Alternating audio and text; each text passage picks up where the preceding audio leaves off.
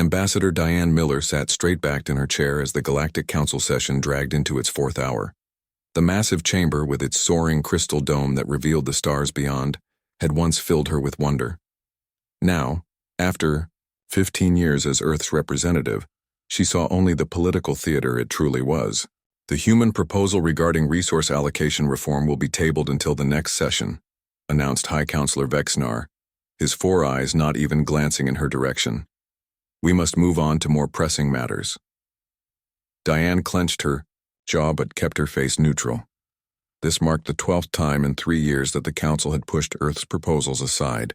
The massive chamber buzzed with the voices of over 200 species, yet somehow humanity's concerns never qualified as pressing. High Counselor, with respect, Diane said, her voice carrying through the chamber's perfect acoustics. Earth has waited patiently for consideration of these reforms. The current allocation system disproportionately favors founding species, while developing worlds struggle for basic resources. Vexinar's upper eyes narrowed. Ambassador Miller, the Council, appreciates Earth's enthusiasm, but these matters require careful consideration. Perhaps in another cycle, when humans better understand galactic economics. Laughter rippled through the chamber from the founding species sections. Diane felt her cheeks flush but maintained her composure. She'd experienced this dismissive treatment since her first day on Century Prime. In her earpiece, a soft ping indicated an encrypted message. Madam Ambassador, Priority Alpha communication from President Warren. Please acknowledge. Diane tapped her wrist device twice to signal receipt. Council protocol forbade leaving during active sessions, but she had learned long ago when to follow rules and when to make a point. High Counselor, I request a brief recess, she announced, already rising from her seat.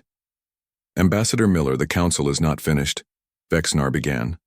Earth is requesting a recess, she repeated firmly, making deliberate eye contact with the recording drones hovering above. The Council hated public displays of discord. After a moment of tense silence, Vexnar waved a long-fingered hand. Very well.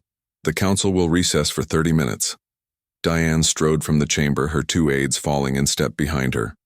The curved hallway led to the Earth Embassy suite, a modest set of rooms compared to the sprawling compounds of founding species.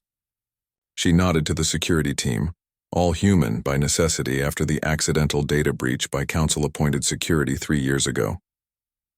Inside her private office, she activated the quantum encryption field. The air shimmered briefly as the field established, blocking all surveillance. Connect to Earth Central Presidential Channel, she instructed. The wall screen flickered, revealing President Samantha Warren's face. The leader of United Earth looked tired, with new lines around her eyes that hadn't been there during their last call. Diane, the president said without preamble, how bad was it today? The same as always. They tabled our resource proposals again. Vexnar practically patted me on the head and told us to come back when we understand galactic economics better. Warren's expression hardened. After 70 years of membership, they still treat us like children. They want our innovation. Without giving us a real voice, Diane agreed. The Vortans openly mocked our military capabilities today. Counselor Zarlath called us primitives playing with weapons. How convenient they forget what those primitive weapons did to the Cronin fleet when they tried to claim our colony on Tau Ceti, Warren said dryly. Diane rubbed her temples. What's our next move? I'm running out of diplomatic approaches. That's why I'm calling. Warren leaned forward. The Security Council met this morning. We've unanimously agreed to implement Protocol Exodus. Diane felt her breath catch. Madam President, are you certain? That's the nuclear option? Yes, but we've tried everything else. Lieutenant Kate Hudson from Intelligence just brought us proof that the Vortans, Zith, and Keller have been secretly sabotaging our colony ships. The radiation leaks on the Nebraska and Arizona weren't accidents. Diane felt cold anger spreading through her chest. How many dead? 87 on the Nebraska. 112 on the Arizona. Families, Diane. Children. Both women fell silent for a moment. Warren continued. Admiral Owens has already positioned the Fourth Fleet near Century, Prime disguised as routine exercises. The moment you give the signal, they'll move to extract all Earth personnel. Diane walked to the window overlooking the gleaming spires of the Council capital. For generations, humans had looked up at these stars with hope and wonder. They had celebrated when the Council ships arrived, offering membership in a galactic community. How quickly wonder had turned to disillusionment. "What about the economic impact?" she asked. "We've been preparing for years. The Mars vaults have enough reserves to weather the transition, and frankly, the Council needs our trade more than we need theirs." A soft knock at the door interrupted them. Diane's aide, Jason, entered after her acknowledgement. "Sorry to interrupt, Ambassador, but Council security just delivered this." He handed her a data tablet. Diane scanned it, her expression darkening. "It seems the Council has drafted a compromise. They want mining rights to the asteroid belts in Tau Ceti Proxima and Wolf 359. In exchange, they'll give us a non-voting seat on a resource committee." She looked up. "We have 48 hours to accept." President Warren's laugh held no humor. "They're not even trying to hide their contempt anymore. Those belts contain enough rare minerals to fund Earth's expansion for a century." "It's an ultimatum, not a compromise," Diane agreed. Warren nodded slowly. "Then we've made our decision. Prepare your staff for immediate withdrawal. The Council thinks we need them to survive in this galaxy. It's time they learned otherwise." "What should I tell them?" Diane asked. "The truth. Earth did not cross the stars to become servants to a new master. We joined as equals and expected to be treated as such." Warren's expression was resolute. "It's time humanity forged its own path among the stars." After the call ended, Diane stood silently for several minutes. 70 years of human membership in the Galactic Council was about to end. She felt the weight of history on her shoulders, but also a surprising sense of relief. The endless diplomatic dance, the constant condescension, the subtle and not-so-subtle exploitation of Earth's resources and innovation, all of it would soon be over. She straightened her uniform and called in her staff. The Council session would reconvene in 10 minutes. By the time it ended, the galaxy would never be the same again. Somewhere beyond the gleaming towers of Century Prime, Admiral Owens and the Fourth Fleet waited for her signal. Earth was about to remind the galaxy why humanity had survived every challenge its homeworld had thrown at it. The diplomatic gloves were coming off. The great chamber of the Galactic Council fell silent as Ambassador Diane Miller approached the central podium.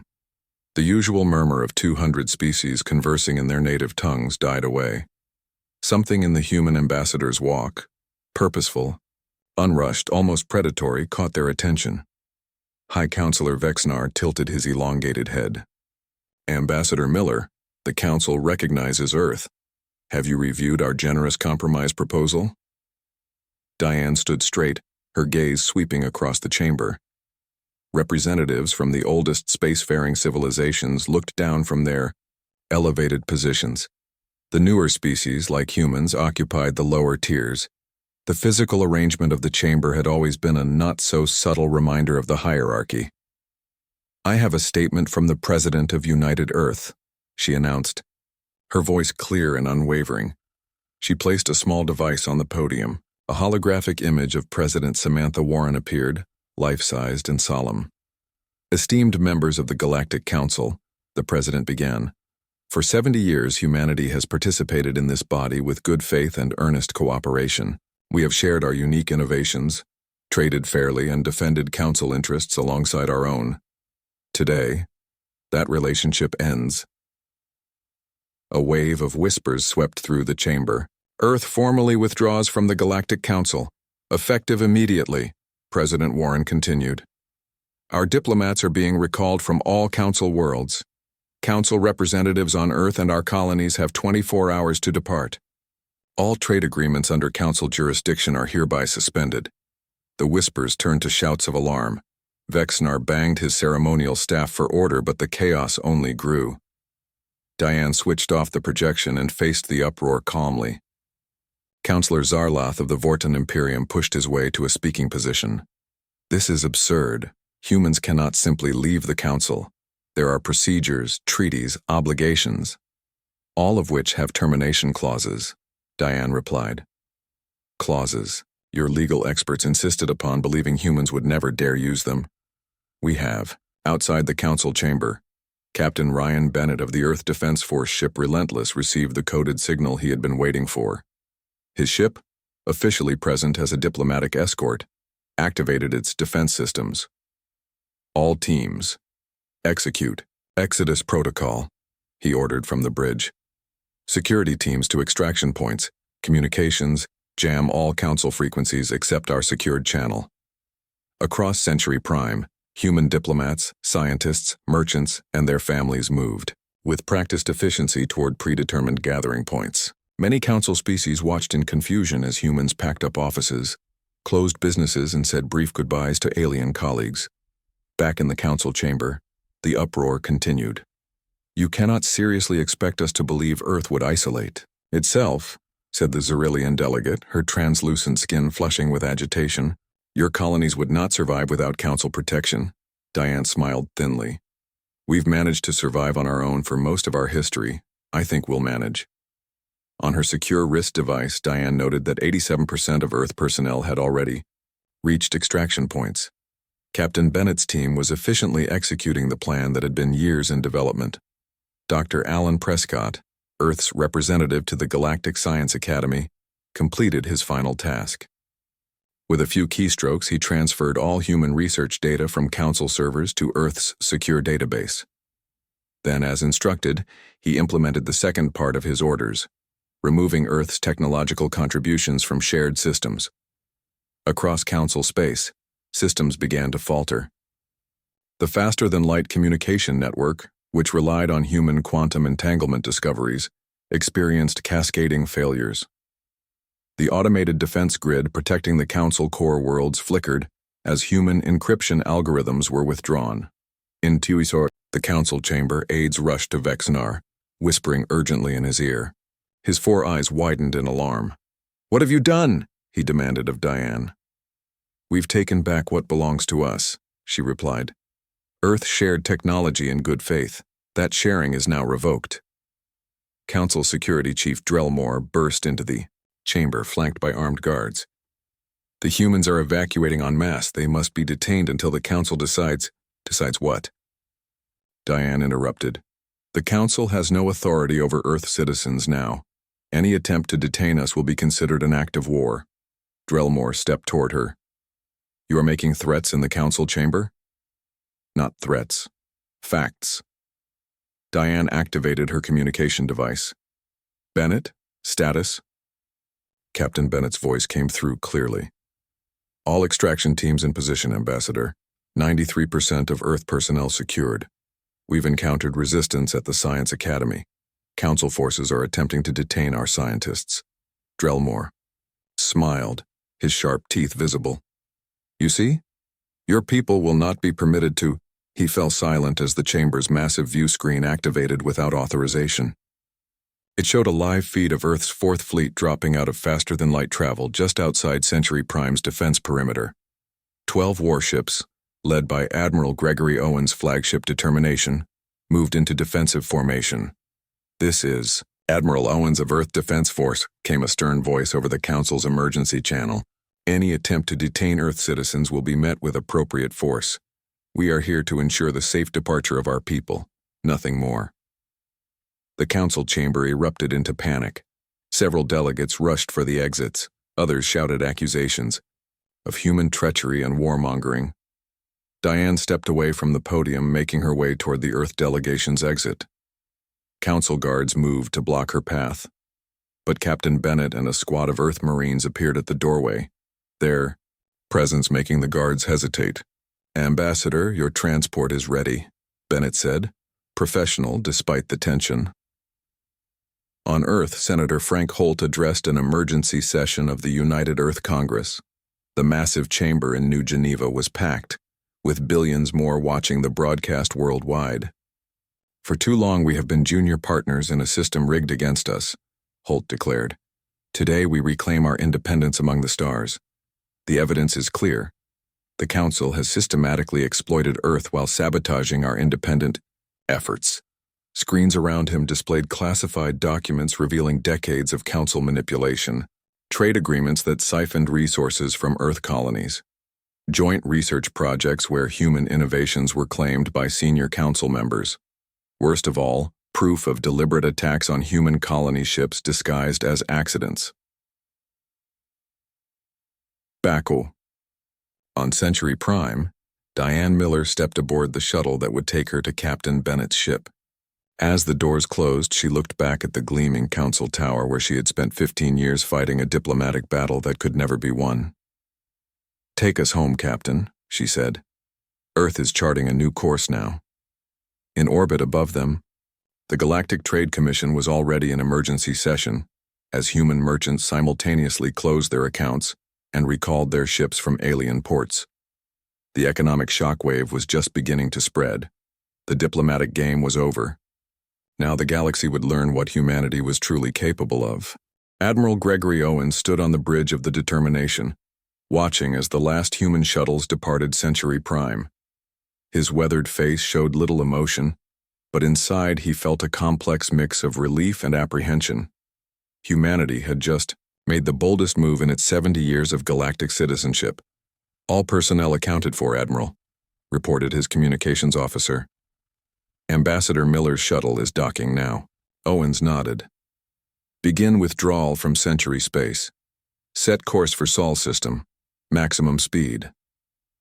As the Earth fleet moved away from the Council capital, alarm signals flashed across monitoring stations. 3 Vortan warships had broken from their patrol routes, moving to intercept. "Vortan vessels approaching, sir," said the tactical officer. "They're charging weapons." Owens remained calm. "Hold course. Activate defense systems, but do not target them. Let's see if they're really foolish enough to fire first." On the lead Vortan ship, Commander Zikval faced a difficult decision. His orders were to prevent the human fleet from leaving Century Space until the Council determined a response to Earth's unprecedented withdrawal. But the humans had positioned themselves carefully. Any attack would clearly be an act of aggression against a fleet that was simply departing. The Vortan commander hesitated too long. By the time he made his decision, the Earth fleet had accelerated beyond effective weapons range, disappearing into faster-than-light travel. Back on Earth, President Samantha Warren addressed a worried population from the Oval Office in Washington. "Citizens of Earth and her colonies, today marks a turning point in human history," she began. "For too long we have been treated as second-class members of the Galactic Council. Our resources harvested, our innovations stolen, and most unforgivably, our people harmed through deliberate sabotage." The president's face hardened as images appeared beside her. The wreckage of colony ships, grieving families, classified council documents now made public. "I have ordered the activation of the Sol defense grid," she continued.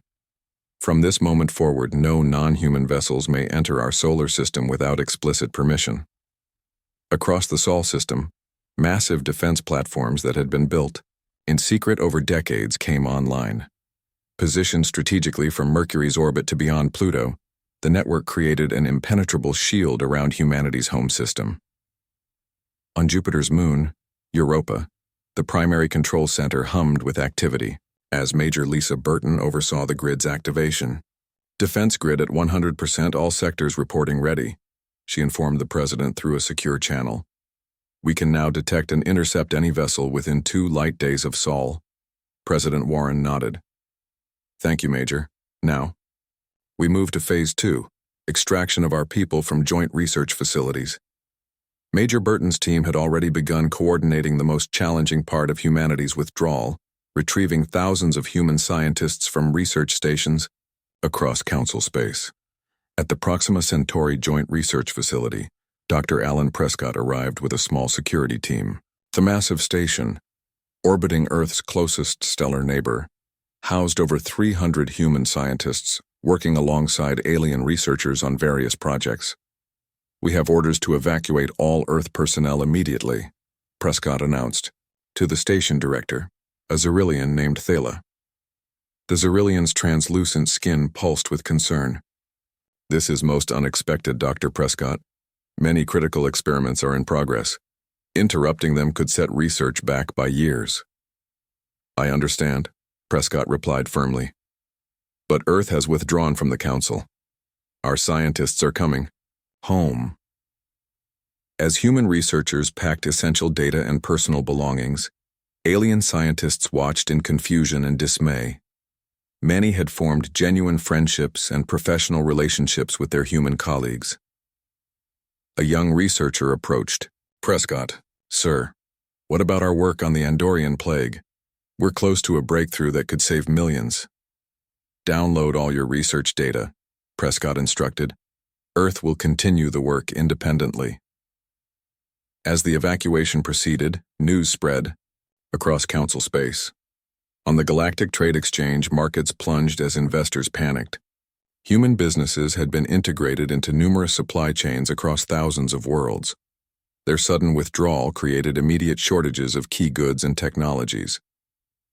In an emergency session of the Council, the Xerillian and Tauron delegations proposed drastic measures to entice humans to return. We must offer them full voting rights, urged the Xerillian representative. The economic damage is already severe.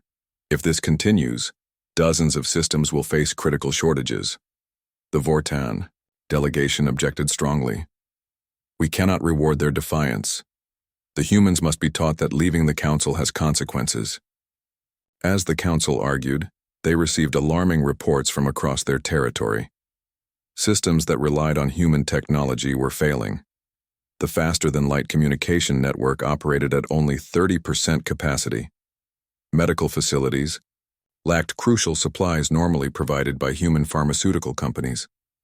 Most concerning to the Council leadership was the revelation that several technologies thought to be developed jointly had in fact relied almost entirely on human innovation.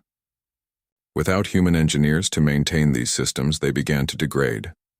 Meanwhile, Commander Paul Nelson of the Earth Merchant Fleet had established the first human-only trading post in neutral space. Located at a strategic junction between major trade routes, the station quickly attracted attention from non-Council species eager to deal directly with humans.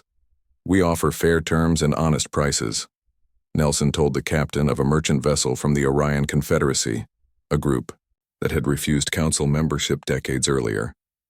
No Council tariffs, no political restrictions. Within days, the station was bustling with activity, as independent traders flocked to access human goods directly. Council customs officials could only watch helplessly as trade bypassed their carefully controlled routes. On Earth, the public mood shifted from uncertainty to determination as evidence of Council deception became widely known. Lieutenant Kate Hudson, who had discovered proof of Council sabotage, testified before Congress, presenting damning recordings of Council officials discussing ways to limit human expansion. They feared our rate of technological development, Hudson explained to grim-faced senators. The attacks on our colony ships were deliberate attempts to slow our progress. The most explosive revelation came when Hudson presented internal Council documents outlining contingency plans for the military, subjugation of Earth if humans became too independent. The plans, created by Vortan military strategists, included potential invasion routes and occupation strategies. Public opinion, which had been divided over the withdrawal, solidified into resolute support for independence. Recruitment for Earth's defense forces doubled overnight. As the first week of independence ended, Ambassador Diane Miller met with President Warren in the White House. Both women looked tired but determined. The Council has sent 3 separate delegations requesting our return, Miller reported, each with better terms than the last. Warren smiled slightly. And your recommendation? Let them wait, Miller said firmly. Let them see what the galaxy looks like without human innovation and trade. Then we'll discuss terms, as equals, not supplicants. Outside the window, the Washington Monument stood illuminated against the night sky, a reminder of another time when a young nation had declared its independence against a powerful empire. This time, humanity's declaration echoed, not across a continent but across the stars. 1 month after Earth's withdrawal from the Galactic Council, the effects rippled through the interstellar economy. On the financial hub world of Tralax Prime, alien traders watched in dismay as the galactic credit lost 30% of its value in a single day. The once stable currency of the Council had become increasingly volatile as human currency emerged as a reliable alternative. A group of Tauron bankers huddled around a display showing the latest market crashes. Their gray skin looked ashen even, by their species standards. Another drop, one muttered. The human credit is now worth 3 times what it was before their withdrawal. His colleague nodded grimly. Traders are switching to human currency for all major transactions. They say it's the only stable option now. In her laboratory on the human colony world New Eden, Dr. Carol Mason carefully examined the results of her latest test. After 3 weeks of continuous work, her team had finally developed a cure for the Andorian plague, a disease ravaging several council worlds. The treatment protocol is ready, she told her assistant. 100% effective in all test cases. Should I send the data to the Council Medical Authority? The assistant asked, reaching for a communication terminal. Dr. Mason shook her head. No. President Warren was clear. All medical breakthroughs remain proprietary until new agreements are reached. The Council denied us access to Zerillian fever treatments last year. Now they'll understand what it means to be on the other side.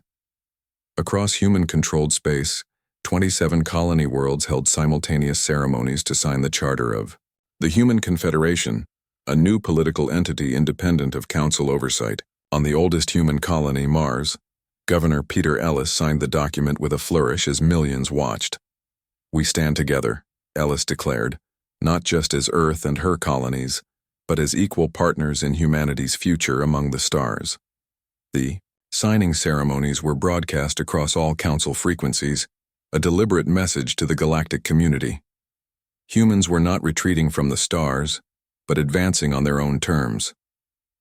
In deep space near the contested Rigel system, Vice Admiral Eric Sullivan faced a tense standoff. 3 Vortan warships had intercepted his patrol fleet, demanding the right to inspect human vessels for contraband technology. The lead Vortan ship, twice the size of Sullivan's flagship Liberty, moved to block their path. On the command deck, Sullivan received an incoming transmission. Human vessels, this is Commander Kiever of the Vortan Diplomatic Escort. Power down your engines and prepare to be boarded by inspection teams. Sullivan's officers looked to him nervously. The Vortans had been the most aggressive council species since Earth's withdrawal, pushing boundaries and testing human resolve. This is Vice Admiral Sullivan of the Human Confederation, he replied calmly. We are in neutral space conducting legitimate business. Your interference violates interstellar law. We will not be boarded. The Vortan commander's voice turned harsh. You have 10 minutes to comply, or we will take appropriate action. Sullivan smiled slightly. Actually, Commander, you have 5 minutes to remove your vessels from our path. After that, we will demonstrate exactly why attempting to bully human ships is a poor decision. His weapons officer looked up in alarm. Sir, they outgun us 3-1. They think they do, Sullivan corrected. He pressed a button on his chair. Activate Aegis system. Throughout his small fleet, hidden systems came online. Technology that Earth had developed but never shared with the Council. The energy signatures of his ships changed dramatically as advanced shield systems engaged. When the Vortans attempted to fire warning shots 5 minutes later, they discovered their weapons could not penetrate the human shields. More surprisingly, their ship suddenly lost power as targeted electromagnetic pulses disabled their weapon systems without harming the crew. A demonstration, Sullivan transmitted to the drifting Vortan vessels. We could have destroyed your ships. Instead, your systems will reset in 6 hours. Plenty of time for you to reconsider your approach to diplomatic relations. As Sullivan's fleet continued on its way, news of the encounter spread quickly. The message was clear. Humans possessed military technology far beyond what they had shared with the Council. On the neutral world of Garax, known for its luxury resorts and discreet meeting facilities, a human diplomat met secretly with representatives from 5 minor council species. The group had requested the meeting through private channels. My government appreciates your willingness to talk, said the human representative, keeping his voice low. The restaurant's privacy field ensured they wouldn't be overheard, but old habits died hard in diplomatic circles. "The council is fracturing," said the Pelian delegate, her feathered crest flattening in distress. "The founding species blame each other for human withdrawal while hoarding resources. Smaller worlds like ours suffer the consequences." "We've observed your new confederation with interest," added the Centauri representative. "Equal voting rights for all member worlds, proportional resource sharing, mutual defense pacts. These are policies we've advocated for centuries within the Council." "Without success," noted the human diplomat. "Precisely." The Centauri nodded her blue-skinned head, "Which is why we wish to discuss the possibility of our worlds joining your confederation." The news reached President Warren during a meeting with her cabinet. She read the secure message twice, then looked up at the surprised faces around the table. "It seems 5 council species are requesting membership in our confederation," she announced, "including the Centauri, who were founding members of the council 10,000 years ago." Admiral Owens let out a low whistle. "That's going to cause chaos in council space." "Good." Warren smiled. "Chaos creates opportunity." Meanwhile, at Oxford University on Earth, Professor Olivia Wright published The Great Deception, a comprehensive history of council manipulation tactics against emerging species. Using recently declassified documents and testimony from former diplomats, Wright demonstrated how the council had systematically exploited dozens of younger species over millennia. The book became an overnight sensation, not just on Earth, but across non-council worlds where translations spread rapidly. On the Galactic Information Network, commentators from various species discussed the revelations. "The pattern is undeniable," said a Rigelian academic on a popular broadcast. "The Council has never intended to treat younger species as equals. Humanity simply became the first to recognize the game and refused to play by rigged rules." Back in Council space, the emergency session had devolved into open hostility between delegations. The Xerillian representative spoke over the shouting. "3 more member species have announced their intention to withdraw," she said, her translucent skin pulsing with agitation. "If we don't implement reforms immediately, there will be nothing left of the Council." In the public gallery, observers from non-council worlds watched with interest. Among them was a trade representative from the Orion Confederacy who whispered to his assistant, "Send word home. The balance of power is shifting faster than anticipated. We should accelerate negotiations with the humans." As the council chamber erupted into accusations and demands, the foundations of the oldest political entity in the galaxy were beginning to crumble. The withdrawal of one species, humans dismissed for decades as primitive newcomers, had become the catalyst for sweeping change. And from their position of newfound strength, humanity watched and waited. 3 months after Earth's withdrawal from the Galactic Council, President Samantha Warren stood before representatives from 35 spacefaring species.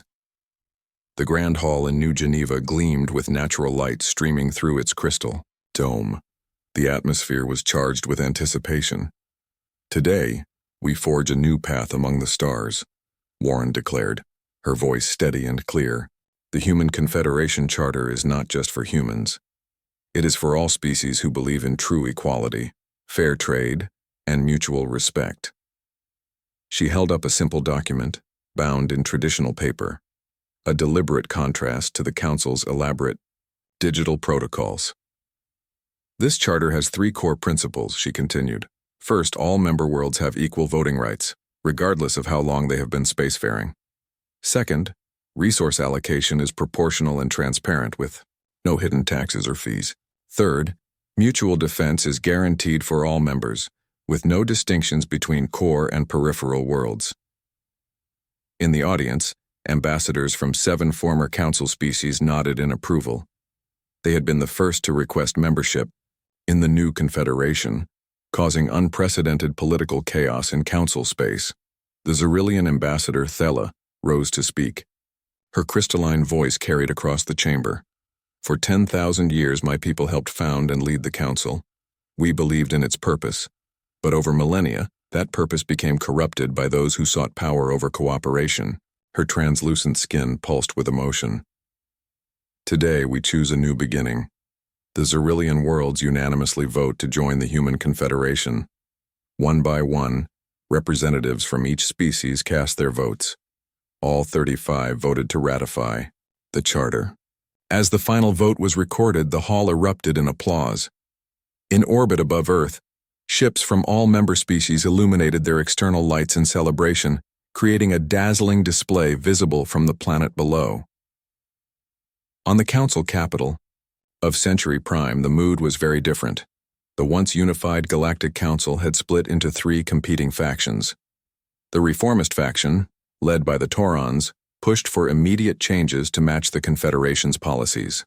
The traditionalists, dominated by the Vortans, demanded punitive actions against traitor species. The centrists attempted to find middle ground with little success. High Counselor Vexnar, his authority now limited to the traditionalist faction, watched the broadcast of the Confederation Charter signing with growing alarm. "This cannot stand," he muttered to his advisors. "The humans have caused the greatest crisis in Council history." A Vortan general stepped forward. "Then let us end this problem at its source. Our combined fleets can still overwhelm Earth's defenses." The Tauron representative present as an observer spoke up. "You would start an interstellar war? Have you learned nothing? The humans have technologies they never shared with the Council. We've all seen what their defenses can do." "Coward," spat the Vortan. "One decisive strike." The chamber doors burst open as an aide rushed in. "High Counselor, urgent news. A Xerillian Tauron human fleet has established position in the Orion sector. They're offering protection to any worlds wishing to declare independence from the Council." The news struck like a physical blow. The Orion sector contained some of the richest resource worlds in Council space. In deep space, Captain Ryan Bennett stood on the bridge of the Relentless, now the flagship of the Joint Protection Fleet. Beside him stood Admiral Lyrek of the Xerillian Forces and Commander Doral of the Tauron Navy. "Another request for protection, Captain," reported his communications officer. "The Beltari system is declaring independence and requesting Confederation membership." Bennett nodded. "Acknowledge their request. Dispatch the Tauron cruiser squadron to establish presence." Commander Doral gave the order, then turned to Bennett. "That makes 17 systems in 2 weeks. The Council is collapsing faster than anyone predicted." "Not collapsing," Bennett corrected. "Transforming. The species who truly believe in cooperation will find their way to the Confederation. The rest will need to adapt or become irrelevant." On a disputed border world called Harmony, a tense situation was unfolding. A Council loyalty force had arrived to encourage the local government to remain in the Council. But as they approached the planet, they discovered a small human vessel already in orbit, a medical ship. Captain Kate Hudson, formerly a lieutenant in intelligence, had begun a new mission. Her ship, the Florence Nightingale, carried the cure for the Andorian plague that had devastated several outer worlds, including Harmony. When the Council commander ordered her to leave the system, Hudson's response was calm but firm. "We are delivering medical aid to a population in need. Interference with a medical mission violates all interstellar conventions. Additionally, any aggressive action against this vessel will be considered an act of war against the Human Confederation." 3. Council ships hesitated, then withdrew to a higher orbit. On the planet below, thousands of Harmony's citizens received treatment for the deadly plague.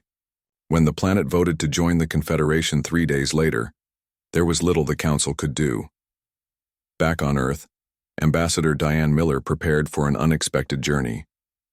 After months of negotiation, the reformist faction of the Council had requested formal talks with the Confederation. The neutral world of Arcadia had been chosen as the meeting place. "Are you sure you want to go back?" President Warren asked Miller as they walked through the White House Rose Garden. "After everything they put you through?" Miller smiled. "I'm not going back as a supplicant this time. I'm going as the representative of the most influential political entity in the quadrant." Warren nodded. "The latest reports show 39 systems have either joined us or applied for membership. That's more than the Council has retained. They'll offer significant concessions," Miller predicted. "Access to their historical archives, trade routes, technology they previously withheld." "And what will we offer in return?" Warren asked. "Precisely. What we always wanted, a voice, equal partnership, fair treatment. Miller looked up at the stars becoming visible in the evening sky. The irony is that if they had given us these things from the beginning, none of this would have been necessary. 1 week later, the Grand Council chamber on Century Prime hosted an historic session. For the first time in its millennia of existence, the Council was forced to vote on the exact reforms that humans had proposed years earlier. With the balance of power now shifted, the measures passed. The hierarchical seating arrangement was abolished. Resource allocation was restructured. Voting rights were equalized. The very foundations of the Council were rebuilt. As news of the reforms spread across the galaxy, many species looked to humanity, with new respect and some with apprehension. In the span of 3 months, these newcomers to the galactic stage had accomplished what centuries of internal advocacy could not. Captain Bennett, watching the Council vote from his ship, summed it up to his crew. Sometimes the only way to fix a broken system is to be willing to walk away from it. Ambassador Miller, seated in the chamber, not in Earth's old lower position but at the main table as the Confederation representative, allowed herself a small smile as the final votes were tallied. The humans had rejected a flawed diplomacy to create something better, and in doing so they had transformed the galaxy itself.